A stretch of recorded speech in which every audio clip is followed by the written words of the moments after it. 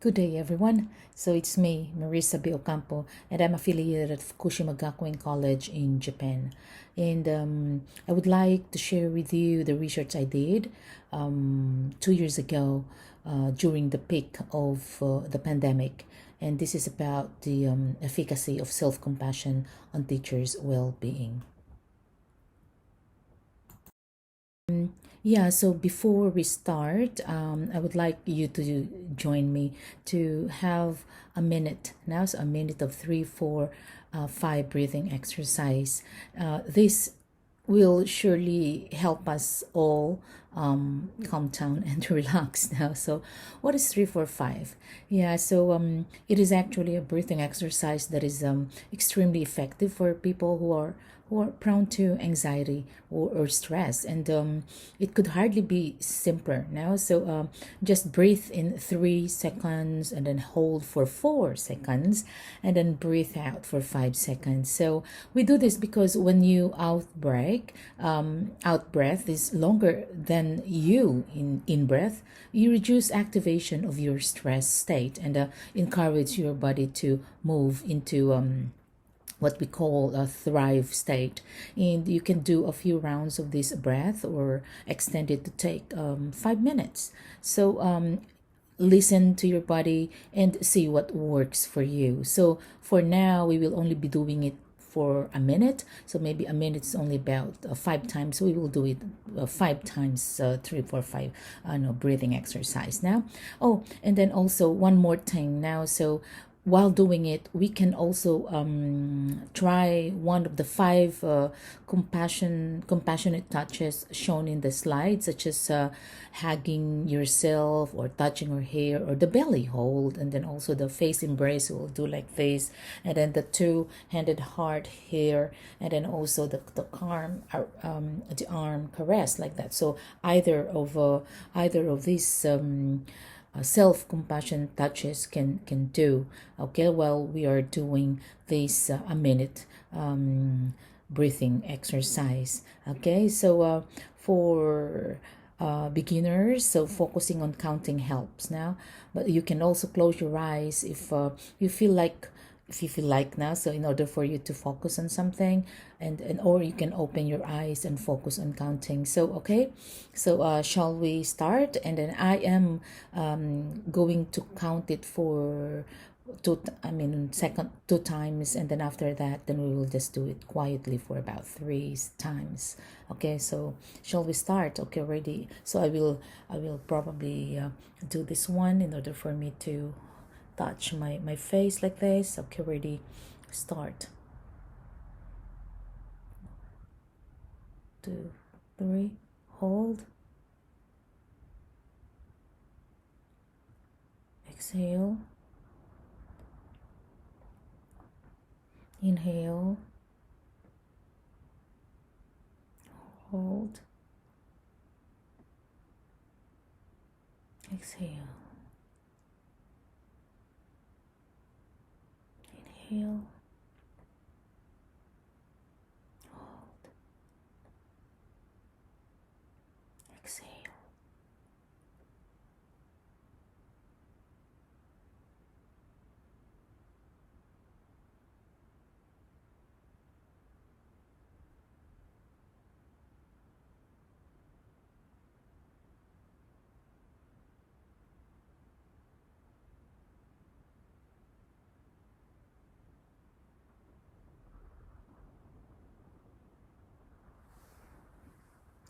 Okay, so thank you very much for joining me here, and then yeah, so maybe now I'm a bit relaxed now. So now let's continue. Thank you again. So thank you for joining me now. So doing this 3, 4, 5 breathing, and I don't know about you, but at least I am relaxed now.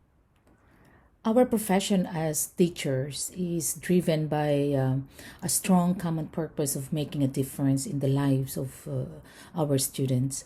And in order for us to be professionally satisfied, teachers need to feel that they have a say or voice in the decision that influence the role. But what if teachers are working in an environment that doesn't promote mistakes or denies teachers' agency.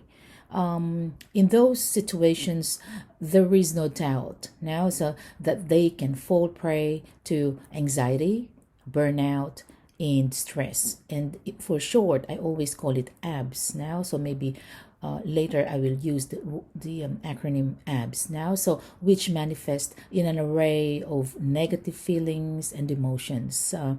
To help such teachers, I undertook now so this examination of the effectiveness of self-compassion practices as a way to remedy teachers' abs to promote their positive well-being. And we all know that nobody's perfect, right? And there are times in life when we take a wrong turn, head off on a tangent, and find ourselves lost.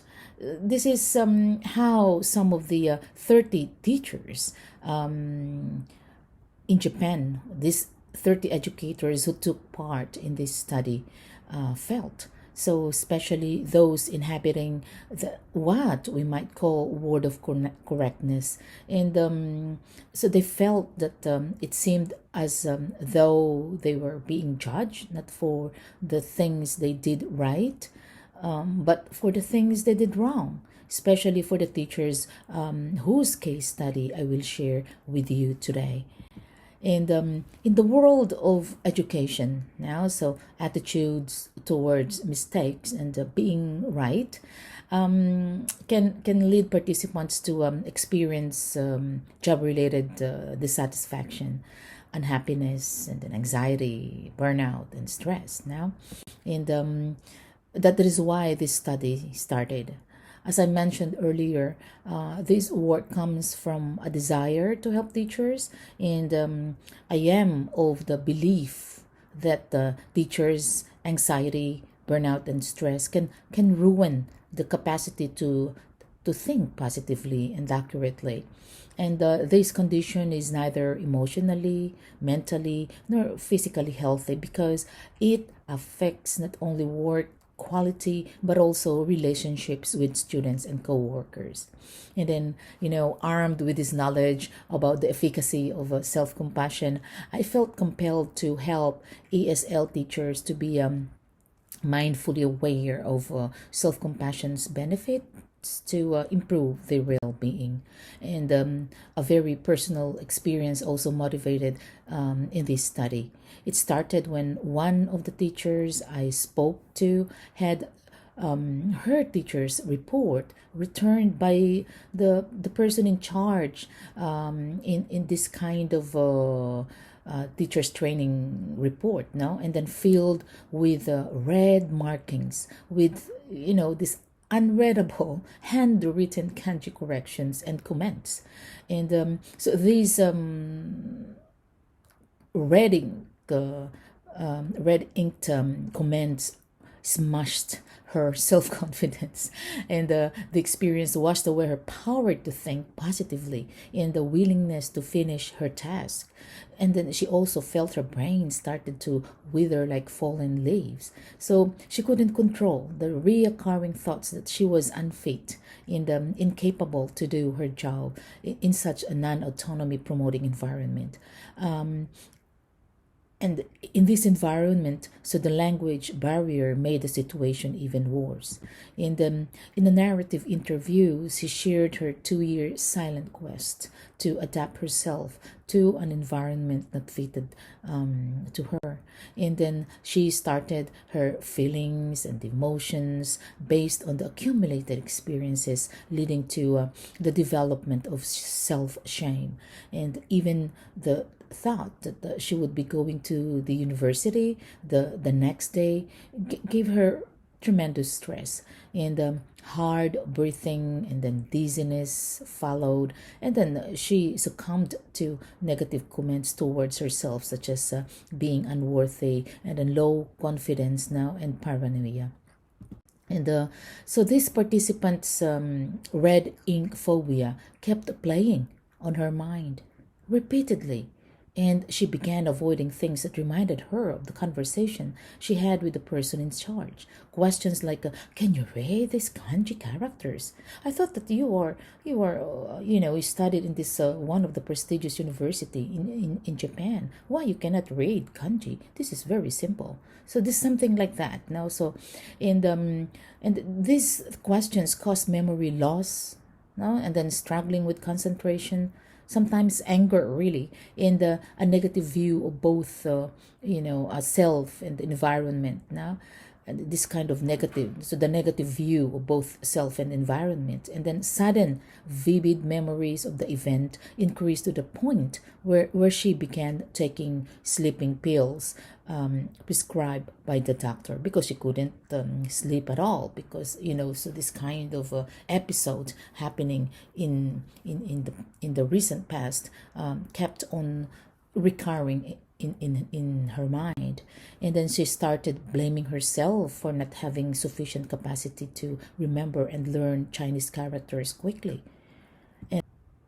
So, because of this impoverished mental health, she looked for ways to help herself. And she started to develop this fight and flight feelings, but proved to herself, not to herself, that she could do something about it. So she thought that she was super teacher, not only of the students but also of herself. So she deepened her understanding and implementations of being positive and being mindful. She did not stop now learning and look for some ways, and then not only to others but most especially to herself. Now she did not let herself be be in that position, that moment now. So she proved to herself that this compassion is not only something that we should only apply to others but also to ourselves. So when we give compassion to others, we are all we're so sweet in the understanding, right? So we're sweet to others, but then there are times when we cannot do the same for ourselves. Indeed, so we are frequently crueler. I would like to use the word crueler to ourselves than to the ones we, care about. So we sometimes, bully ourselves by using faulty words to our bodies, like, "Well, why you're not good," and so you keep on doing like that. Sometimes even use unacceptable words to ourselves that we cannot say to other people. Now, so let us be aware, not to keep doing this kind of self flagellation.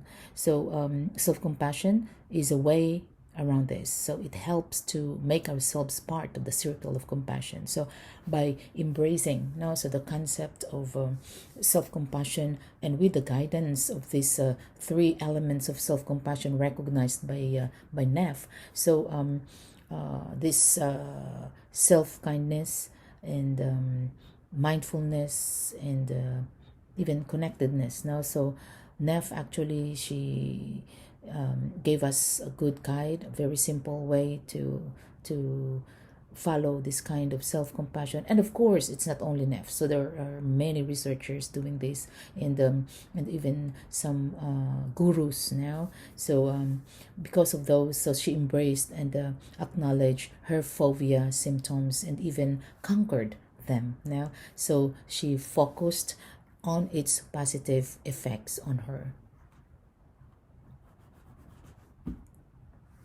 And however, it was not easy for her to come up now, so with acceptance right away. So researchers have recognized this. So they remind us that since self-compassion is an antidote to the habitual trait-based reactions of being self-critical, and that is the fight, and then abandoning ourselves, and that is the flight. We really run away, and getting stuck with the rumination, and then rumination will just freeze like this and keep on repeating the bad feelings that we had, and then the best things now happen in our lives now. So we need now, so actually, so we need courage uh, to notice and acknowledge your suffering. And then we need strength now, so strength to stay present with our suffering, and then not to turn away or nor deny, right? And then we need wisdom now, so wisdom to know how to alleviate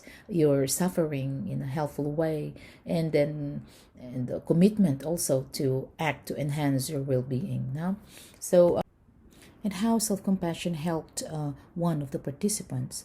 Well, self compassion helped her to reduce symptoms of abs and the feeling of shame, feeling of self pity, and then feeling of self worth, and reduced the feeling of negative self image. And then also self-compassion and self-care of equal importance, so the following activities or exercises are recommended. And of course you have to treat yourself like how you treat your friend, and then have a self-compassion break, and then write a letter to yourself now, so from the perspective of unconditional loving imaginary friend, and then supporting touch, that is like what we did a while ago, changing your critical self-talk, and then self-compassion journal, and then identify what we really want. And then another three of the respondents, three of them always meditated in different places now, so because most of the participants were ALT teachers, and so they kept on moving from one place to another, so they were teaching in different schools. So these places were either on the train, in a restaurant, or even in a hot spring. So meanwhile, two respondents revealed that they meditate only when they are under stress. So for them, meditation was a kind of sanity rescuer. So they were able to control their emotions and focus while doing so. So ensuring that they could meditate anytime and anywhere. So for them, meditation is not